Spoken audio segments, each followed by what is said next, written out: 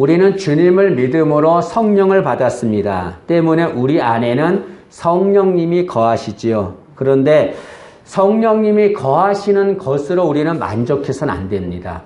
성령님이 거하시는 것으로 만족하는 것이 아니라 성령을 따라 행하는 자가 되어야 합니다. 오늘 사도 바울은 16절에 갈라디아 교회 성도들에게 성령을 따라 행하라 라고 말합니다. 너희는 성령을 따라 행하라. 이게 성령을 따라 행하라는 말은 무슨 말입니까? 성령님의 인도를 받으며 살라 그런 말이죠. 여러분, 진정한 신앙인은 누가 진정한 신앙인입니까? 어떤 자가 진정한 신앙인인가요? 오랫동안 신앙생활하면 신앙인인가요? 교회 직분이 높으면 진정한 신앙인인가요? 진정한 신앙인은 매 순간 성령님의 인도를 받는 자가 진정한 신앙인입니다. 로마서 8장 14절은 이렇게 말합니다. 무릇 하나님의 영으로 인도함을 받는 사람은 곧 하나님의 아들이라 라고 말합니다. 하나님의 영은 성령을 말하죠. 성령의 인도함을 받는 그 사람, 그는 하나님의 아들이다 그런 말입니다. 이 말은 성령의 인도함을 받는 자가 진정한 신앙이다 라고 말하는 것이죠.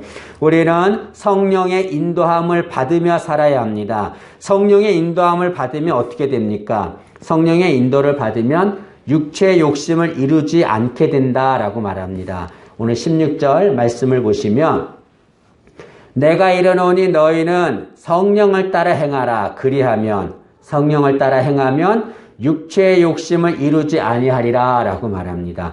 육체의 욕심을 이루지 않게 된다라고 하는데 여기 육체의 욕심이라고 하는 것은 죄악된 탐욕, 정욕을 말합니다. 사도 바울은 이 육체의 욕심을 19절부터 21절까지 얘기합니다. 거기에 보면 음행이 있고 또 우상 숭배가 있고 분노, 시기, 이런 것들이 있습니다. 이런 것들은 다 육체의 욕심이죠. 성령의 인도를 받으면 이런 육체의 욕심을 행하지 않게 된다라고 말합니다. 여러분, 육체의 욕심을 행하지 않아야 합니다. 왜 그렇습니까? 육체의 욕심은 너무나 악하고 무서운 것이기 때문에 그렇습니다. 육체의 욕심은 우리로 하여금 죄를 짓게 하고 그리고 사망에 이르게 합니다. 야고보서 1장 15절은 이렇게 말합니다. 욕심이 잉태한 즉 죄를 낳고 죄가 장성한 즉 사망을 낳느니라. 욕심이 죄를 낳습니다. 그 죄가 자라서 사망을 낳습니다. 욕심으로 인해서 우리에게 사망이 온 거죠. 그래서 육체의 욕심은 우리 자신을 죽이는 살인 무기와 같은 겁니다. 육체의 욕심을 행하는 자는 자기 스스로 죽음의 길로 가는 거죠. 여러분, 이 세상에 사망이 오게 된 이유가 무엇입니까? 육체의 욕심 때문에 그렇습니다.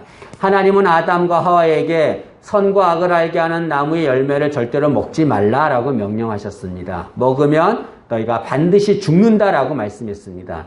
그러나 아담과 하와는 선악과를 먹었습니다. 왜 먹었습니까? 그 선악과를 보니까 그걸 먹으면 자신이 하나님과 같이 될 것이라고 하는 욕심이 생겼기 때문에 그렇습니다. 탐욕이지요. 그 선악과를 먹음으로 인해서 이 세상에 사망이 오게 된 것입니다. 여러분, 육체의 욕심은 악한 것입니다. 이 육체의 욕심을 우리는 이겨야 합니다. 그런데 이 육체의 욕심은 인간의 능력으로는 이길 수가 없습니다. 왜 그러냐면 인간 자체가 죄인이기 때문에 그렇습니다. 인간 자체가 죄인이기 때문에 육체의 욕심을 너무나 좋아해요. 육체의 욕심을 인간의 능력으로는 이길 수가 없습니다. 그 육체의 욕심을 이기는 방법은 단 하나입니다. 그것은 성령님의 인도를 받으며 사는 거죠. 한 목사에게 성도가 질문합니다. 목사님, 목회하면서 언제 성공을 했고 언제 실패를 했습니까? 라고 묻습니다. 그러자 목사님이 대답하기를 내 능력으로 할 때는 다 실패했고 예수님의 능력으로 할 때는 다 성공했습니다. 라고 대답했습니다. 여러분, 내 능력으로 하면 다 실패하고 마는 거예요. 주님의 능력으로 하면 다 성공하는 거죠. 마찬가지로 우리의 힘으로, 우리의 능력으로 육체 욕심을 이기려고 하면 반드시 실패합니다. 그러나 성령님의 능력, 성령님의 인도를 받으면 반드시 육체 욕심을 이기게 되는 거죠. 여러분, 성령님의 인도를 받아야만 육체 욕심을 이기게 됩니다. 왜 그렇습니까? 우리 인간들은 육체 욕심에 끌려다니며 살거든요. 그 길은 사망의 길입니다. 근데 성령님의 인도를 받으면 육체 욕심에 끌려다니던 곳에서 성령의 인도함을 받으며 살게 됩니다. 성령이 우리를 이끌으세요. 그것은 생명의 길입니다. 요한복음 16장 13절은 이렇게 말합니다. 진리의 성령이 오시면 그가 너희를 모든 진리 가운데로 인도하시리니 라고 말합니다. 성령님이 오셔서 하신 일이 무엇인가? 우리를 진리로 인도하는 겁니다. 육체 욕심에 따라 가던 자들을 성령님이 진리로, 생명으로 인도하시는 거죠. 때문에 우리는 육체의 욕심을 이기려면 적극적으로 성령님의 인도하심을 받아야 합니다. 성령님의 인도하심을 사모해야 되는 거죠. 중요한 것이 있습니다. 그것은 성령의 인도를 받기는 받는데 지속적으로 받아야 된다는 거죠. 사도 바울은 성령을 따라 행하라 라고 말씀하셨는데 이 성령을 따라 행하라 라는 말은 현재 시제로 되어 있습니다. 이것은 한 번만 성령의 인도를 받는 것이 아니라 지속적으로 성령의 인도를 받으라 그런 말이죠. 여러분, 성령의 인도를 지속적으로 받아야만 온전한 신앙생활을 할 수 있습니다. 여러분, 신앙생활 할 때에 어릴 때 막 은혜로운 신앙생활 할 때가 있어요. 예배를 드릴 때 너무 은혜롭고 기도해도 찬양해도 막 너무 기쁘고 즐겁습니다. 근데 어느 순간 기도가 싫어져요. 예배가 싫어집니다. 설교가 들려지지 않습니다. 따분합니다. 신앙생활 하는 것이 너무나 귀찮습니다. 그 이유가 무엇입니까? 은혜로운 신앙생활 하다가 갑자기 은혜가 떨어진 이유가 무엇입니까? 성령의 인도를 받지 않기 때문에 그런 거죠. 여러분, 때문에 우리는 온전한 신앙생활 하려면 성령의 인도를 받아야 합니다. 한 번 받는 것이 아니라 지속적으로 성령의 인도를 받아야 합니다. 이 성령의 인도를 지속적으로 받아야 육체의 욕심을 이길 수가 있습니다. 그런데 이 성령의 인도를 받기 위해서 우리가 해야 할 것이 있습니다. 그것은 나의 뜻을 포기해야 되는 거죠. 인디언들에게 전해지는 우화가 있습니다. 그것은 할아버지와 손자의 대화인데 할아버지가 손자에게 얘기합니다. 얘야, 모든 사람의 마음에는 두 마리의 늑대가 살고 있단다. 그런데 한 마리의 늑대는 선한 늑대고 한 늑대는 악한 늑대란다 라고 말합니다. 그 말을 들은 손자가 할아버지에게 질문합니다. 그러면 할아버지, 그 선한 늑대와 악한 늑대가 싸우면 어느 늑대가 이깁니까? 그래서 할아버지가 말합니다. 그것은 네가 먹이를 주는 늑대가 이긴다라고 말하는 거죠. 여러분, 선한 늑대와 악한 늑대가 싸웁니다. 우리는 선한 늑대가 이기게 해야 합니다. 선한 늑대가 이기게 하려면 어떻게 해야 됩니까? 악한 늑대에게 먹이를 주는 것을 포기해야 되는 거죠. 마찬가지로 우리가 성령의 인도를 받으려면 나의 뜻을 포기해야 됩니다. 악한 늑대에게 먹이를 주지 않는 것처럼 나의 뜻을 포기해야 됩니다. D.L. 무디는 이렇게 말했습니다. 인간의 영이 없어져야 하나님의 영이 우리를 채운다라고 말합니다. 성령의 인도, 성령께 우리를 인도하시길 원하시는데 우리의 뜻을 가지고 있으면 절대로 성령의 인도를 받을 수 없습니다. 성령의 인도를 받으려면 나의 뜻을 포기해야만 합니다. 왜 그렇습니까? 그것은 나의 뜻과 성령의 뜻은 하나가 될 수 없기 때문에 그렇습니다. 서로 조화가 될 수 없습니다. 오늘 17절 말씀해 보면 사도 바울은 육체의 욕심과 성령은 서로 거스른다라고 말하고 있습니다. 17절 말씀을 보시죠. 육체의 소욕은 성령을 거스르고 성령은 육체를 거스르나니 이 둘이 서로 대적하므로 너희가 원하는 것을 하지 못하게 하려 함이니라 라고 말합니다. 육체의 소욕과 성령이 서로 거스른다라고 말합니다. 거스른다는 것은 대적한다, 전쟁한다 그런 말이죠. 육체의 욕심은 성령과 하나가 될 수 없습니다. 마찬가지로 인간의 뜻, 육체 욕심에는 인간의 뜻이 들어가거든요. 인간의 뜻과 이 성령은 하나가 될 수 없습니다. 서로 대적합니다. 로마서 8장 17절은 이렇게 말합니다. 육신의 생각은 하나님과 원수가 되나니라고 말합니다. 육신의 생각, 인간의 뜻은 하나님과 원수가 되는 거예요. 성령님과 원수가 됩니다. 절대로 하나가 될 수 없어요. 때문에 우리가 성령의 인도함을 받으려면 나의 뜻을 포기해야 됩니다. 내 뜻이 아무리 좋아도, 내 뜻이 아무리 귀하고 소중해도 그 뜻을 포기해야 돼요. 그래야 성령님의 인도를 받을 수 있습니다. 성령님이 우리 마음에 임하시면 우리는 갈등이 생깁니다. 왜냐하면 성령님이 우리 마음에 임하실 때 이걸 내주하신다라고 말하는데요. 성령님이 우리 마음에 임하실 때 우리에게 있는 옛 성품을 그대로 둔 채로 임하십니다. 우리 안에 성령님과 옛 성품이 있는 거죠. 나의 뜻이 있는 거죠. 그러면 그로 인해 서로 갈등이 생깁니다. 그래서 전에는 아무렇지 않던 일이 성령님이 임하심으로 인해서 문제가 생기는 겁니다. 죄책감을 느끼게 되는 거죠. 예를 들어서 전에는 누구를 미워하고 흉보고 이런 것들이 아무런 문제가 되지 않았어요. 성령님이 임하시니까 그런 모든 것들이 죄책감을 느끼게 하는 거죠. 여러분, 우리 마음 속에 있는 이 옛 성품, 나의 뜻 이런 것 때문에 성령님과 늘 마찰이 생깁니다. 때문에 이 나의 뜻, 나의 모든 것들을 포기해야 됩니다. 그래야만 성령의 인도함을 받을 수 있습니다. 간혹 신앙인들이 죄를 짓는 것에 대해서 오해하는 이들이 있습니다. 그것은 성령님이 우리 안에 거하시는데 우리가 죄를 지으면 성령님이 우리 안에 거하시다가 떠나가신다라고 말하는 이들이 있습니다. 여러분, 그러나 절대로 그렇지 않습니다. 우리 안에 한번 임하신 성령님은 절대로 우리를 떠나지 않습니다. 우리가 죄를 지어도 절대로 떠나지 않습니다. 우리와 함께 하시는 거죠. 다만 우리가 죄를 지으면 성령님은 근심하십니다. 여러분, 신앙인이나 불신자나 똑같이 죄를 짓습니다.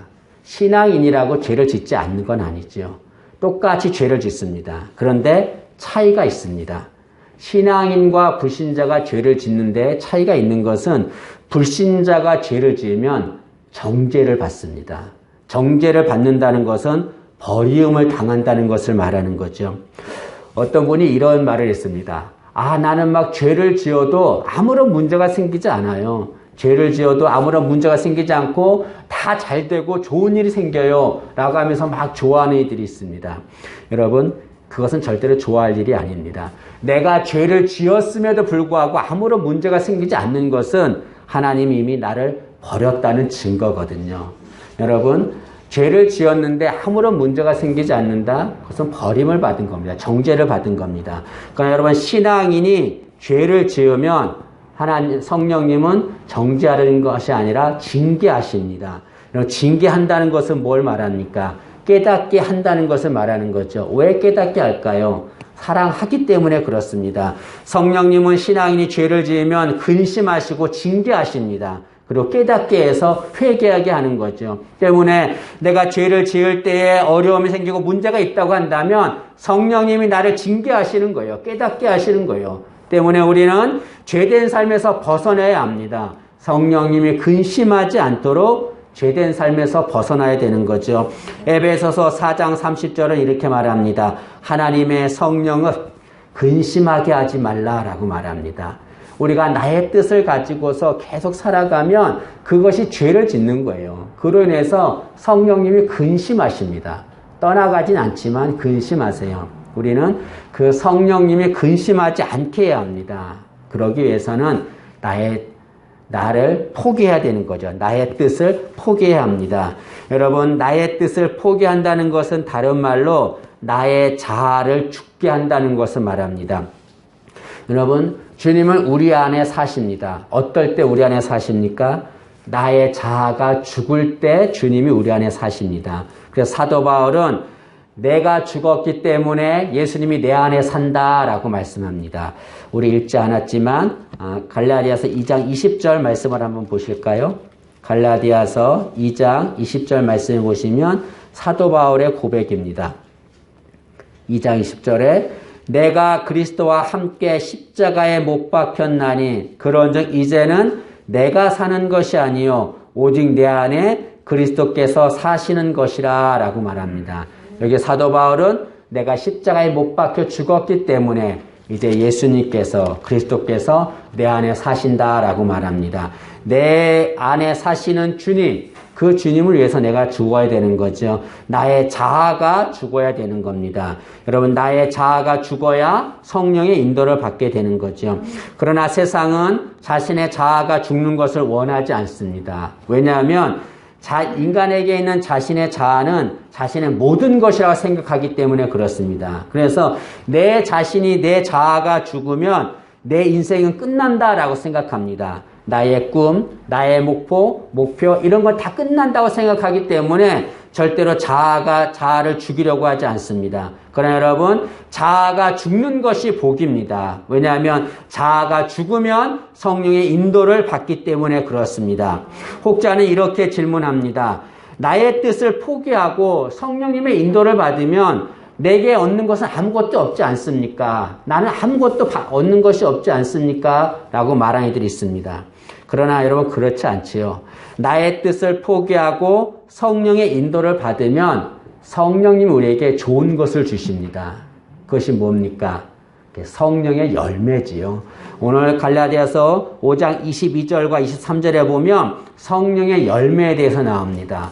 사랑과 희락과 화평과 오래 참음과 자비와 양성과 충성과 온유와 절제. 이 성령의 9가지 열매를 말하는데 이 성령의 9가지 열매를 누구에게 주시는가? 성령의 인도함을 받는 자에게 주는 거죠. 자신의 뜻을 포기하고 성령의 인도함을 받는 자에게 성령의 열매를 주십니다. 이 성령의 열매란 말은 오직 성령께서만 주시는 열매라 그런 말이죠. 누구에게 열매를 주십니까? 성령의 인도함을 받는 자에게 성령님이 열매를 주시죠. 또 하나 여기 성령의 열매는 9가지인데요. 9가지면 복수로 쓰여야 되잖아요. 근데 여기는 단수로 쓰였습니다. 9가지가 하나입니다. 하나. 이건 뭘 말합니까? 우리가 성령의 인도함을 받으면 성령님이 열매를 주시는데 9가지를 한 번에 다 주신다는 거죠.